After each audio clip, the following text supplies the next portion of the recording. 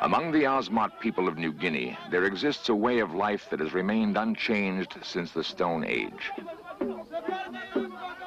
In 1961, it drew the attention of a restless young man named Michael Rockefeller. For the primitive Osmot tribes, life is a continual interaction of ghosts, spirits, and magic. Tribal warfare is commonplace and expected. Death must be met with revenge. Among these fierce Aboriginal men, Michael Rockefeller traveled to study and learn. In their midst, he disappeared and was never seen again.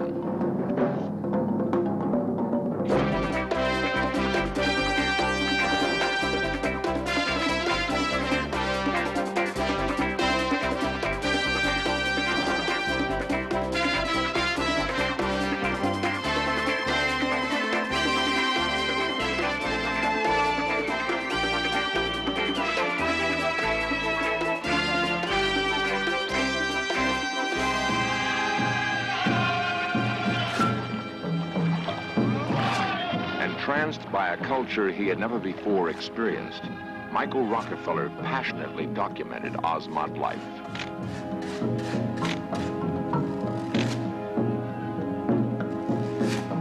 The Osmot was an adventure beyond his wildest dreams, yet one from which he would never return.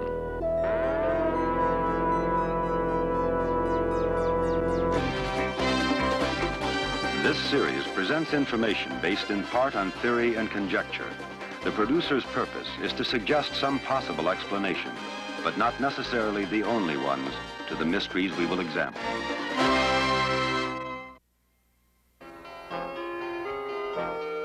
Harvard University, June 1960. For Governor and Mrs. Nelson Rockefeller, it was a special, emotional moment. Their youngest son, Michael, had graduated with honors. Ahead of him lay a life filled with promise and great opportunity. At 22, Michael Rockefeller was the most outgoing and restless of the governor's 3 sons and 2 daughters.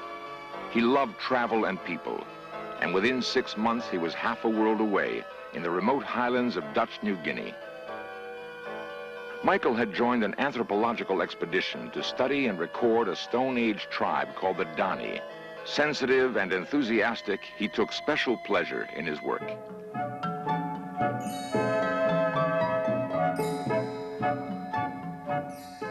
For 6 months, Michael served as the expedition's sound man and still photographer.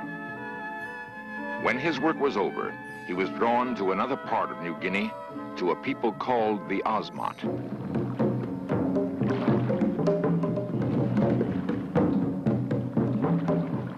Along the coast and in the winding tidal rivers of southern New Guinea, the primitive Osmot tribes lived as they had since primeval times. Michael Rockefeller traveled throughout the region, fascinated by the Osmot culture and way of life. In his journal, Rockefeller wrote, "The Osmot is equal to my wildest dreams. It is a land of great winding rivers, jungle, and mud. Literally nothing else. The people have lived for centuries on little besides the pulp of the sago palm and fish. Some remote areas are still headhunting." A keen observer and gifted photographer, Michael carefully documented Osmot life.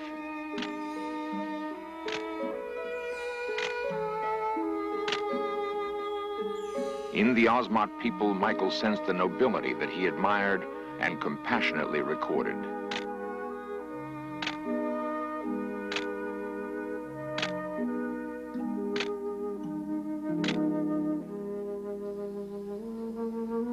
The word Osmot means tree people, and indeed Osmot culture depends almost totally on trees for food, shelter, for their canoes, and for their art. The Osmot even believe themselves to be descended from trees. Their mythology tells of a great magician who wandered their uninhabited land. Out of loneliness, he carved human figures from mangrove wood. He beat softly on a drum and brought the figures to life. Thus, the Osmot came to be.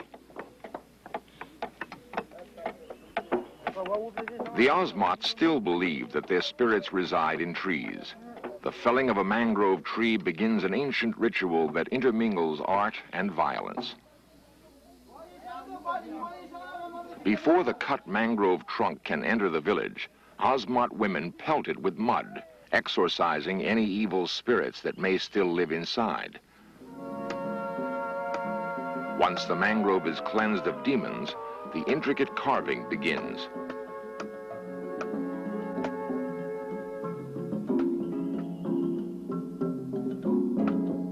Shaped into the head of dead ancestors and kinsmen, the carving becomes a vital link between the material and spiritual worlds. For the Osmot, natural death does not exist. Only evil spirits and enemies account for the passing of life.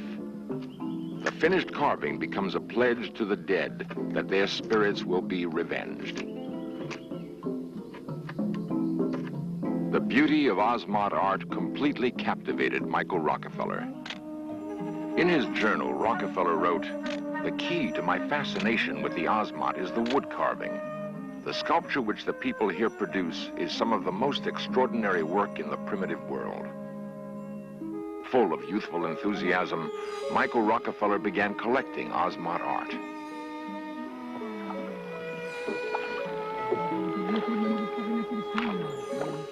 As he journeyed from village to village, Michael observed the subtle details of Osmot life. He wrote, "The rowers placed little effort behind their strokes, allowing the outflowing tide to carry the prows easily along."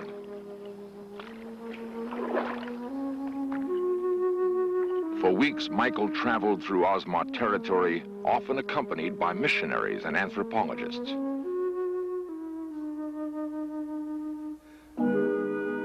Gradually, he began to amass a wide collection of carvings. He dreamed of an exhibit that would pay tribute to the Osmot's amazing creativity.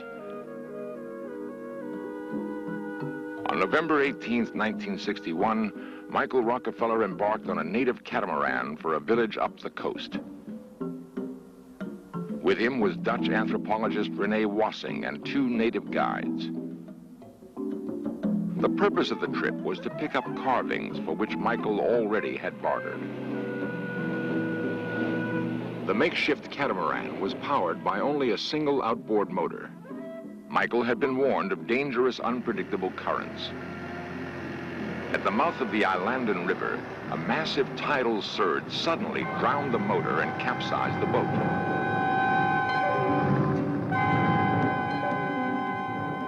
The natives swam for help. Rockefeller and Wassing clung to the boat, hopelessly adrift.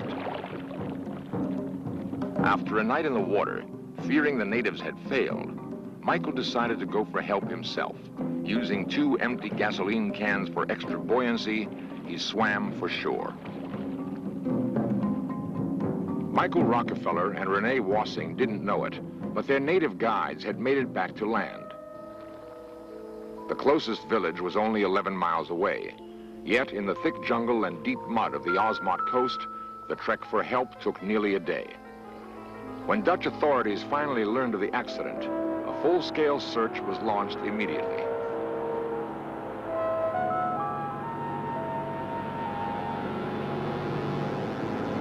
Searchers combed over coastal rivers and seemingly endless spans of dense jungle shoreline. The region below was hostile and forbidding. The coastline was a muddy swamp with estuaries where crocodiles prowled. Beyond lay spongy tangles of sago palms and mangroves, alive with poisonous snakes, scorpions, and swarms of mosquitoes. The Osmot had named their home the Land of Lapping Death. Suddenly, a miracle. A flying boat had found Renee Wassing, still clinging to the capsized catamaran more than 20 miles out to sea. Stunned and exhausted, Wassing told reporters of the ordeal. He had tried unsuccessfully to dissuade Michael from attempting the swim to shore. Michael's last words were, "I think I can make it."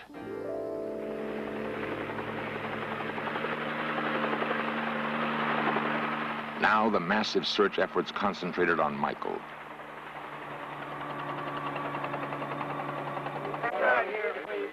The news that his son was lost had taken 3 days to reach Governor Rockefeller. Stunned and disoriented, he tried his best to deal with an endless onslaught of questions. I'm headed out there. Hopefully they'll find him before we get there, but to be there when they do find him, so if there's anything I can do, I will. In New Guinea, the news was not good. No trace of Michael had yet been found. For the native Osmot, the spectacle of the search was awesome and overwhelming. They had never seen anything like it. Several more days of searching yielded nothing. A pale and haggard father had almost given up hope. Then, the first clue. The red gasoline can that Michael used for extra buoyancy was found at sea. It was strong evidence that Michael had drowned, but at the same time, it offered a faint glimmer of hope. 5,000 natives began searching up and down the New Guinea coast, looking for any other trace of Michael. Nothing was found.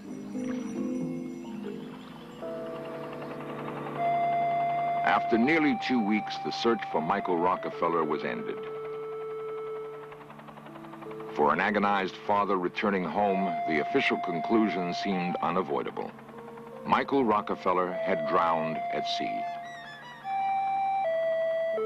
Yet it was not long before speculation began that perhaps somewhere in the jungle, Michael might still be alive.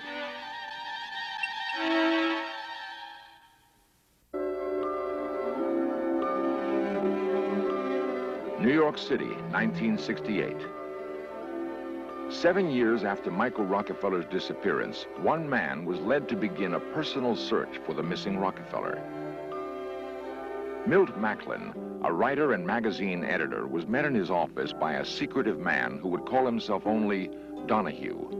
Donahue told Macklin that several months before, on a tiny island called Canapu, he had seen and talked with Michael Rockefeller. Intrigued with the story, Macklin made plans to go to New Guinea. Macklin's information from Donahue was sketchy, but he had decided to follow the difficult route.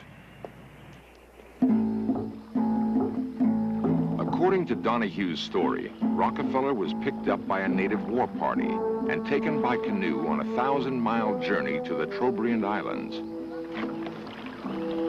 As Macklin made his way through the jungle, he began to understand Michael's attraction to its primitive beauty.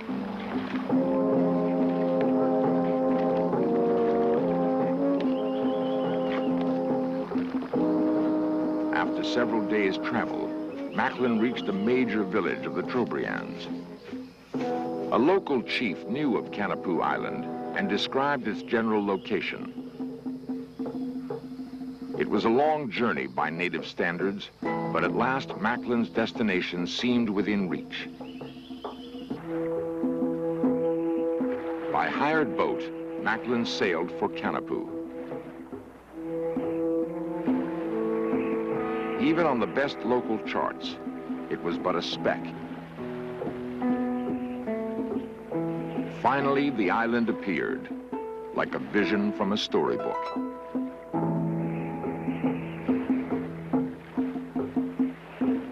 After a long and tiring journey, Milt Macklin approached his destination with hopeful expectation.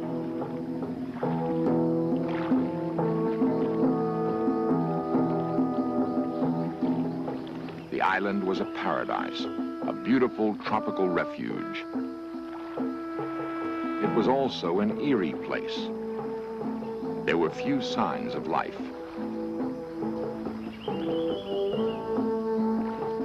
A careful search led finally to a makeshift shelter.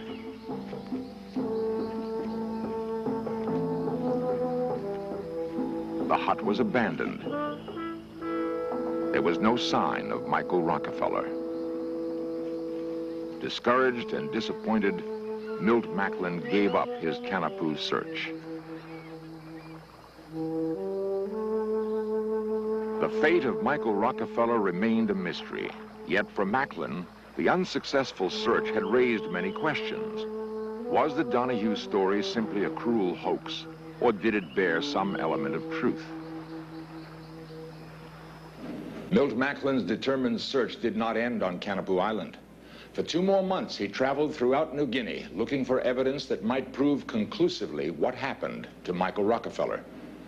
Macklin traced down endless leads, but his final personal conclusion was based on information from a Dutch missionary, Father Cornelis van Kessel.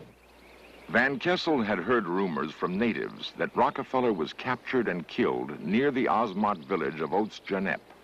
A war chief named Ajam was mentioned in the rumors as the man who might be responsible. Recently, the chief of Oats-Janep was interviewed. He recalled the search for Michael Rockefeller. There were many airplanes and boats. We were afraid and blocked our river with trees. Our enemies in the other villages all say that we killed him. They want us to get into trouble. I am the chief. If we killed him, I would know.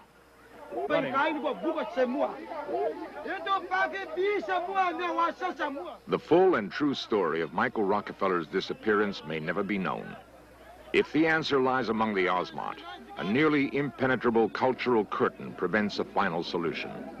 Yet, in the life of the Osmot, the age-old rites that once preceded tribal violence can still be witnessed. After the mangrove ancestor poles are carved, an elaborate ceremony begins in honor of the dead.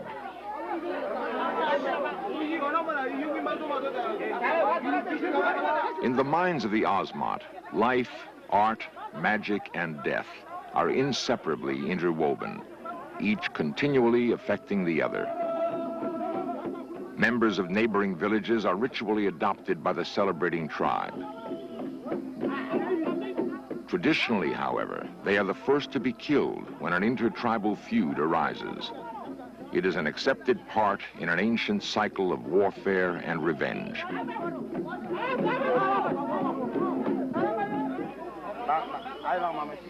The ancestor ceremony climaxes when the poles are returned outside.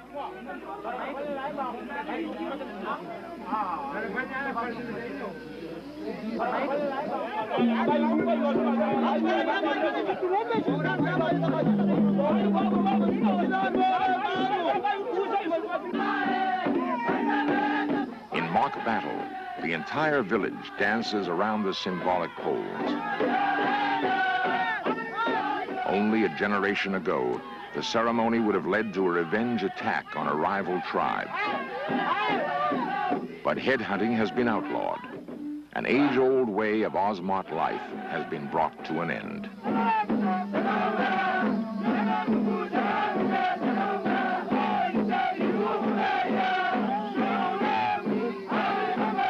In his journal, Michael Rockefeller wrote, "The Osmot is filled with a kind of tragedy. They were a ferocious headhunting people, but now many villages are beginning to doubt the worth of their own culture. They crave things Western, even though these doubtful symbols of another world hide a proud form and replace a far finer, if less concealing, form of dress."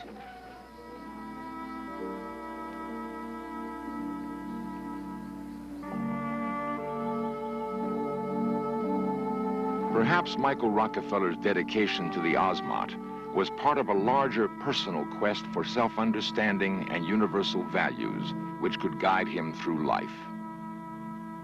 I'd like to just say a word about Michael himself. Ever since he was little, he's been very aware of people, their feelings, their thoughts. He's a person who has always loved people and been loved by people. He had a tremendous enthusiasm and drive, loved life, has always loved beauty in people, beauty in nature and beauty in art, whether it's painting or sculpture, and has been quite an artist himself. I think it's fair to say that he was never happier than he has been out there. Michael had one of the most exciting experiences of his life.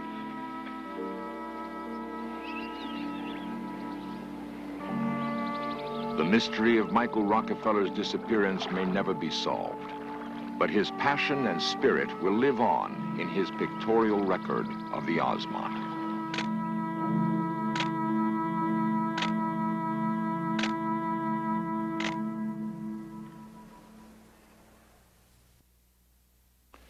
Before Michael Rockefeller traveled to New Guinea, he spoke of doing something romantic and adventurous at a time when frontiers, in the real sense of the word, were disappearing.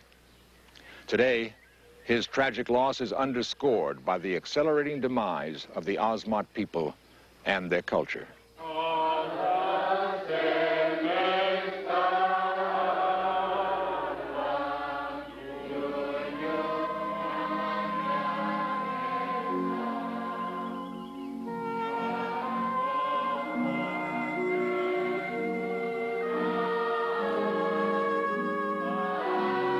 While in New Guinea, Michael Rockefeller wrote, "The West thinks in terms of bringing advance and opportunity to such a place. In actuality, we bring a cultural bankruptcy which will last for many years." Tenuously, the Ozmont still hold on, among the last representatives of the beginning of humanity.